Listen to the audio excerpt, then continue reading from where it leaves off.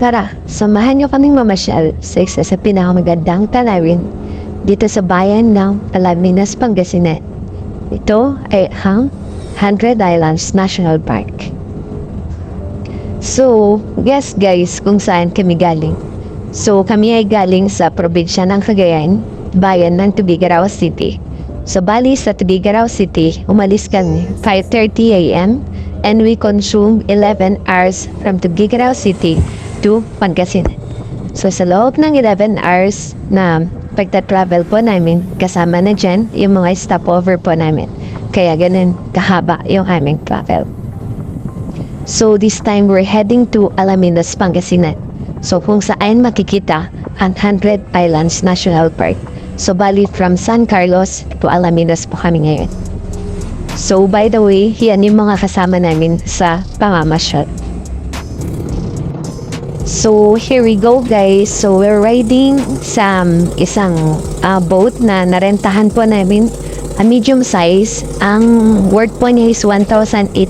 Good for 10 persons. So, since 7 lang po naman kami. So, this is the Pilgrimage Island. So, one of the island po sa 100 Islands. So, dito sa isla na to, dito makikita yung statue of Jesus the Savior na kung saan ay dinaragsa po ng mga turista kasi napakaganda po yung view dito sa may islang to. So, ito pala ay kuha ng ating DJI Mini 2 drone shot. So, gamit yung DJI Mini 2 natin. So, ito yung mga isla na nakapalibot dito sa mismong kinatatayuan natin ngayon, dito sa statue of Jesus the Savior.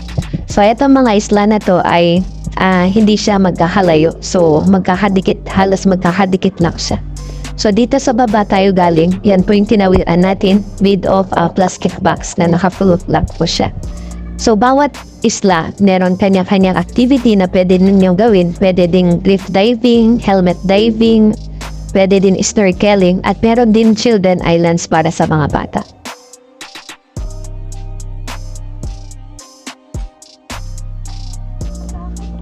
So guys, andito na tayo sa pinaka-exciting part.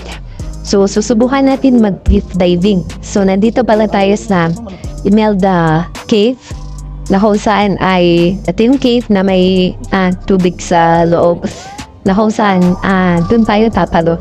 So, bali nagabin pala kami ng mga vest kasi bawal daw ang walang diving vest. Hindi ka pwedeng tumalon. So, 250 kasama na yung pang snorkeling na kit po namin kasi susubukan din natin ng snorkeling later. So, eto pala yung loob ng cave. So, may mga bat po sa loob po niyan. Na daming na mga panik. So, bali dalawa lang po kami na susubok na mag-dive. So, kasama ko po pala na magda-dive ay si Harvey, ang top global MFA po ng Kalaki Seeds. So, gamit ko po ngayon ay ang aking Insta360 X3. So, para mas maganda yung kuha po ng loob mismo ng cave. So, tara! So, andito tayo ngayon kung saan tayo tatalon. So, ito yung loob na mismo ng cave. So, dito yung talunan. So, ngayon ay medyo kabado po tayo. So, mas prefer ko kasi na hindi naka-vest.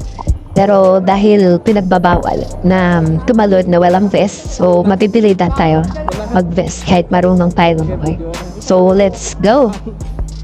So, enjoy watching guys. So, kami ay marihigo na muna. Bye! Quality. Okay mo. Atomic bomb gun. Ha? Di naman pwede ata.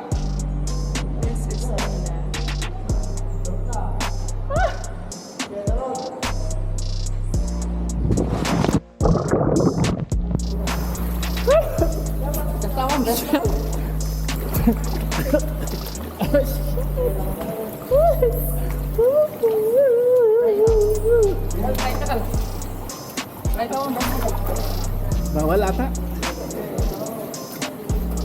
Doon tayo, punta ka lang. Kane? Taka na. Kane? Okay. Taka bes. Doon.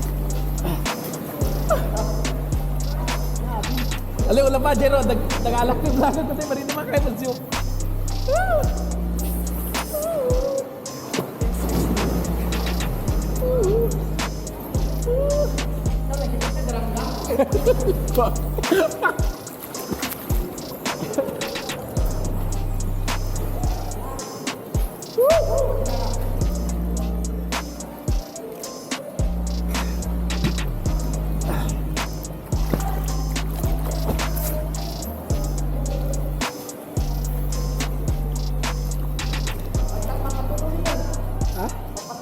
Patuloy ni.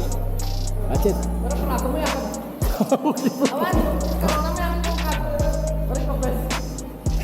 Bawal ata.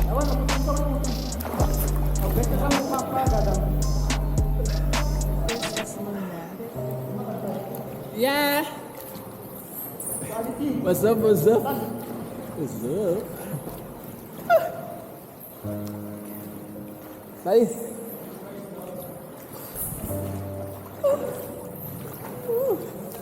Yeah.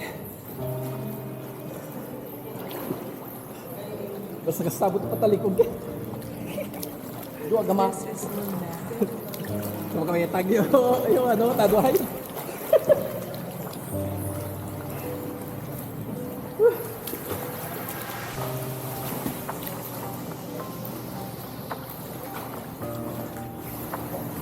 Pari masih tak talaga kan? Yan, nga pa. Berarti talak pa ito na ano tao.